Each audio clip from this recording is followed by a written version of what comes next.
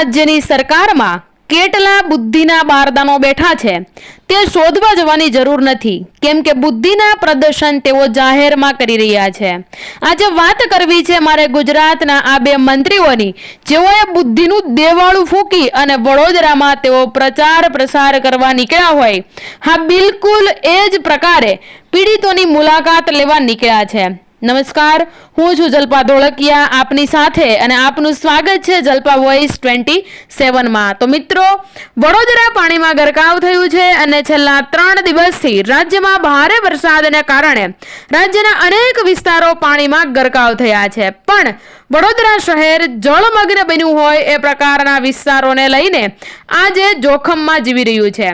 ત્યારે રાજ્યના પ્રવક્તા મંત્રી ઋષિકેશભાઈ પટેલ અને જગદીશભાઈ વિશ્વકર્મા આજે વડોદરા મહાનગરપાલિકાના આ ટ્રકમાં સવાર થઈને નગર ચર્ચાએ નીકળ્યા હતા અને જેઓ જાણે પ્રસાર પ્રચારના રથમાં ચડ્યા હોય અને જાણે પ્રચાર કરવા નીકળ્યા હોય તેમ ટ્રકના ટોપ ઉપર ચડી અને વડોદરાની આ સ્થિતિઓને તેઓ નિહાળી રહ્યા હતા.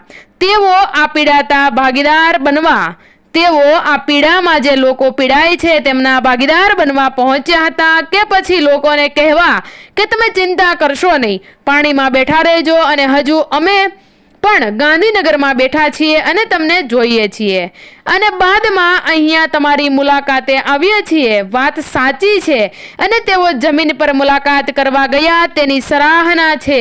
પણ આ બુદ્ધિનું દેવાળું કેવું તે તમે આ દ્રશ્યોમાં જોઈ શકો છો કે આ ટ્રકના ટોપ પર આ રાજ્યના બે મંત્રીઓ સવાર થઈ અને નીકળે છે અને જ્યારે ગરનાળું આવે છે ત્યારે ટોપ ઉપર આડા પડી અને સૂઈને ગરનાળામાંથી પસાર થાય છે. ત્યારબાદ તેઓ ઉઠે છે તો તેઓ હસતા ઉઠે છે તો કદાચ તેઓને આ સમયે બાળપણ યાદ આવ્યું હશે.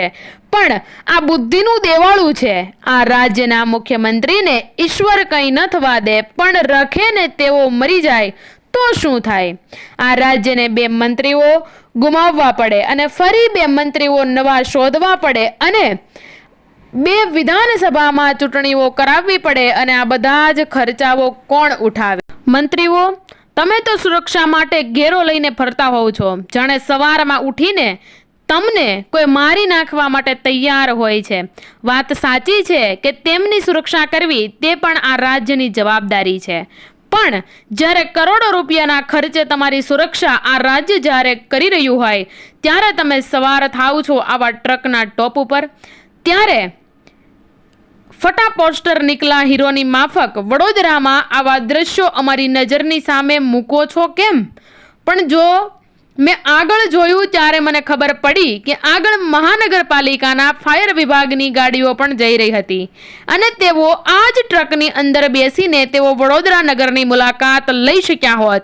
આ ફાયર વિભાગની ગાડીઓ જેઓ કાફલામાં સાથે લઈને ફરતા હતા તેમાં સવાર થઈ સુરક્ષિત રીતે વડોદરા શહેરની મુલાકાત લઈ શક્યા હોત અને ત્યાં શું ચાલી રહ્યું છે તે જોઈ શક્યા હોત. પણ તેમને કદાચ ટ્રકની અંદર બેસીને કે પછી ફાયર વિભાગની ગાડીમાં બેસીને નીકળે તો લોકોને કેમ કહેવું કે અમે પણ તમારા ગામમાં આંટો મારવા આવ્યા હતા જ્યારે તમે ડૂબતા હતા, ડૂબી ગયા હતા, કે અડધા મકાન પાણીમાં હતા, મેયરને તમે બગાડી રહ્યા હતા અને કોર્પોરેટરોને તમે નચાવી રહ્યા હતા. આ સ્થિતિમાં અમે તમારી સાથે ગાંધીનગરથી તમને જોવા માટે ખટારામાં સવાર થઈને આવ્યા હતા. આ 2 મંત્રીઓની ઓળખ મેં તમને આપી દીધી. તો મિત્રો, આ વિશે તમારું શું કહેવું છે તે કમેન્ટ કરીને જરૂરથી જણાવજો અને વિડીયો ગમ્યો હોય તો વિડીયોને લાઈક, શેર અને અમારી ચેનલને જરૂરથી સબસ્ક્રાઈબ કરજો. અત્યારે મને રજા આપો, ફરી મળીશું એક નવા વિડીયો સાથે. ત્યાં સુધી સર્વે મિત્રોને જય હિન્દ, જય ભારત, ધન્યવાદ.